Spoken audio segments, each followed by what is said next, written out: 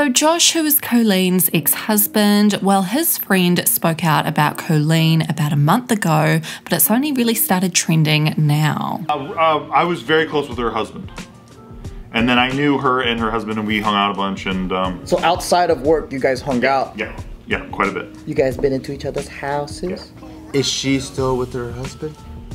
No. That's part of all this too. Oh, okay. It's a whole thing. He talked about the relationship dynamic between Josh and Colleen and how she would be super passive aggressive when there were other people in the room and then go off at him when everyone left the room. But then when he leaves the room, she's launching. Whoa. Like that. And by that point, because I had known him for a while, by that point it was just really weird. Yeah, because you were closer to him than her. I was closer to him than her, and I was like, I don't want to like get in the middle of shit or whatever. So Josh's friend then went on to talk about all the allegations against Colleen, things that we already know that are already out there. Yeah, your wife talks the most shit on you like of anybody I've ever heard of. Whoa, damn. Yeah, and by that point, I knew it was okay to say that because he was talking about how things weren't great with him and her.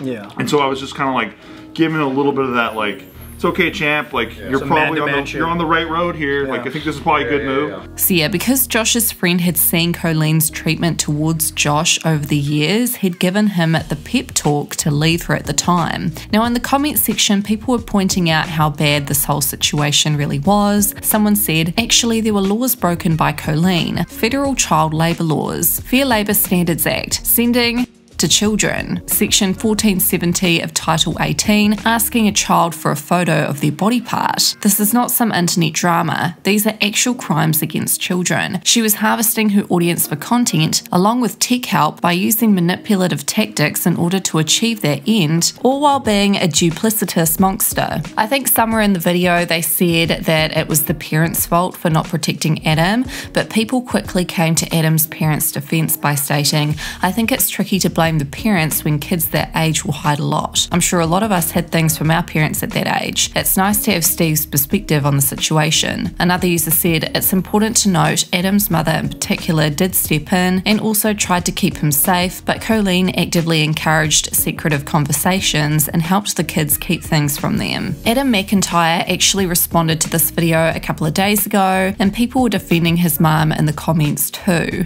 Someone had said a parent could do everything right and their child could still be hurt or groomed by a predator. She earned the trust of those children's parents, painted herself as a friend, and used that to victimize countless minors. Colleen is 100% responsible for her actions alone. Another user wrote, Colleen telling you not to tell your parents is literally part of the grooming. Someone else said, it's crazy clear to anyone who watched your whole story that your mum 1000% had your back. Now Daniel Prater, who is Joey Graceffa's ex, had obviously spent a lot of time with Colleen over the years, being Joey's boyfriend and all, and he was someone who was receiving quite a lot of hate over not speaking on Colleen's cancellation at the time. Many influencers, as we know, all stood by her side until they started getting cancelled themselves, because what Colleen did isn't just a little drama, it's huge. It's grooming, for goodness sakes. So Daniel was quiet for quite some time, meaning he was getting lots of backlash for not speaking on the situation. Well, he'd finally decided to speak out in a video he'd recently posted to his channel, and it wasn't until towards the end of the video where he'd gotten into all the nitty-gritty details. Are not even allegations anymore. All the facts are out there, and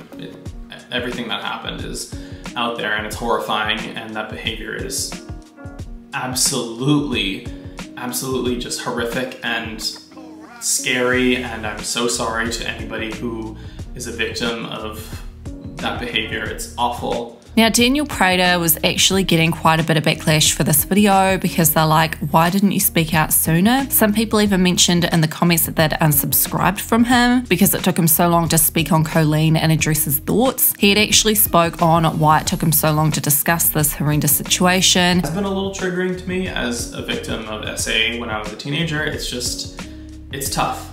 I went through a lot of years of therapy, and over the past couple of months of this whole thing unfurling, it's made me realize that there are people out there who dealt with some of the same things that I did. He then went on to discuss how truly awful it was of Colleen to do this and that children should be protected. Lastly, he mentioned that Colleen was in his life for a very long time, and he claimed in the past that they were best friends, but he'd reiterated that he should have clarified that they were just friends in a professional setting. So he didn't really know her and what exactly she was getting up to behind the scenes. And of course, because Daniel had been getting dragged for not speaking up sooner, he was and still is receiving a lot of backlash on social media. He'd actually pinned this comment in support of him, which defended him quite heavily. The commenter said, "Oh dear, I'm one of those people who didn't think Daniel didn't really need to speak up about Colleen. Truthfully, I'm deeply annoyed at people attacking both him and Joey over their videos, wherein they praised Colleen and scolded Gabby. Gabby Hanna came at them with regards to their professional reputation and moral character. Why the hell should they have not stood up for themselves and set the story straight? And what a dumbass thing to do to compare Gabby to Colleen. Colleen did not go after Daniel and Joey the way Gabby did. Colleen, being a shitty person, does not absolve Gabby of her many, many wrongs. I'll never forget how she treated Jesse's smiles. So vile. Also, did Daniel help groom or emotionally abuse minors with Colleen? Was he aware of the creepy extent Colleen was involved in with her fans? Did Daniel promote that kind of behaviour on his own channel? No. Also, I'm glad he stayed silent for as long as he did, because there are legal issues concerned, not just with the possibility of Colleen suing him for defamation, but also with the gravity of the situation. Trisha alleged that Colleen apologised to her for distributing her news, which were behind a paywall without her knowledge to minors, which is a grave crime. I don't think it is wrong to expect that in such situations, people associated with the alleged perpetrator let the court of law and relevant authorities speak up, because that's what matters more than character witnesses like Colleen's acquaintances speaking up for her or against her. I'm not going to touch the James Charles issues right now, but as for Colleen, why was it terrible for him to say he was close to Colleen back then? Do y'all think abusers are just trolls who live in the sewers and then jump unsuspecting people? No. Unfortunately, they can make up a respectable reputation and gain friends, which is a frightening reality. What a black and white thing to assume that abusers never have good friends or fans, and to make it seem like as if every single case the abuser is being enabled by friends and family. It is kind of victim blamey to imply that. Imagine if you were in that situation and someone told you, oh, you couldn't have been abused by XYZ. They have so many good friends. As if there was something wrong with the abuse to have been harmed by such a popular person. I'm just tired of fans' need to defy and idolise these personalities. I like Daniel a lot, but the man is not my friend, and he shouldn't have to feel like he's bound to be the public's mouthpiece. One last clip that has the internet outraged, that's currently trending on social media, Swoop actually interviewed Josh, Colleen's ex-husband, and he'd revealed in his former marriage to Colleen Ballinger that she used to smack his butt on and off camera despite him saying that it made him uncomfortable. It doesn't matter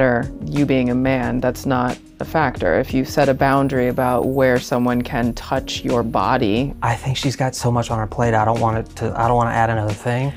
Let me stop you for a second when you say that. It's not your responsibility to feel like you're adding something to someone else's plate when you're telling your story. So what are your thoughts on all this? Let me know in the comments, and don't forget to subscribe for more updates.